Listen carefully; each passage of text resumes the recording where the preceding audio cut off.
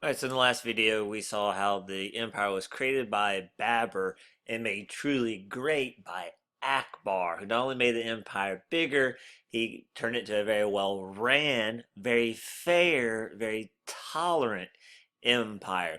Now we're going to look at Akbar's descendants who mess it all up. And we will start with Shah Jahan. You recognize the word Shah from our lectures about the Safavids. That's the Persian word for king. His mom was Persian and had a lot of influence over him, so he took that title Shah when he became the ruler.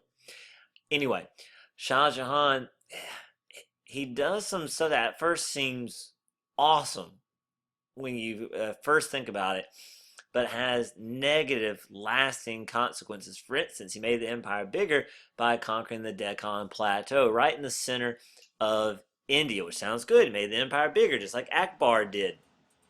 But it cost a lot of money. And even after it was conquered, it was in constant rebellion. So he's constantly having to crush rebellions in the Deccan Plateau. It became a huge headache and a huge money drain.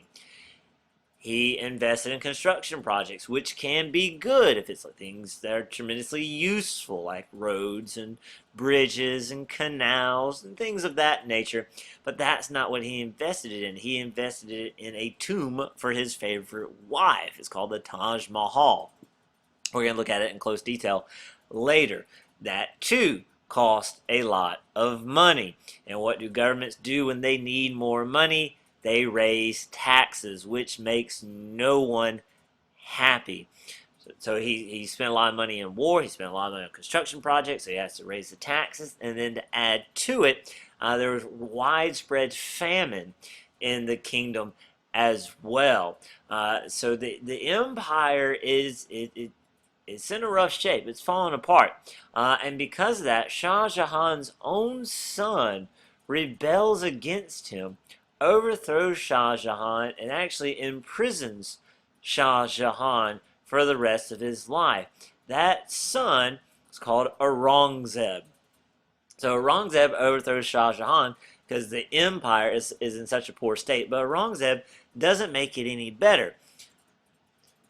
Because Aurangzeb, well, one of the things Aurangzeb did, this is actually good. He tried to end suti, right? There's this ancient Hindu practice, they don't do it anymore, in which when the husband died, the wife, in certain parts of India, the wife was expected to throw herself alive on her husband's burning funeral pyre, thus going with him, if you will. Aurangzeb, who was a devout Muslim, tried to end that practice. Right? I think we agree that that was a good practice. Because he was a devout Muslim, he also tried to outlaw drinking, for instance, because his Islamic faith would not allow that. Nothing inherently wrong with that either. Maybe politically not tremendously smart, but not, something that would kill an empire. Right? He tried to clean up the tax system. See, the Zamindars, they got paid by keeping the taxes that they collected, some of the taxes. Well, the Zamindars were charging too much.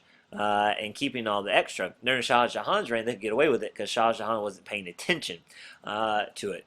Aurangzeb tries to clean that up, right? Because he tries to clean up the tax system. He tries to make it honest again. That's good as well. Right? Nothing wrong with that.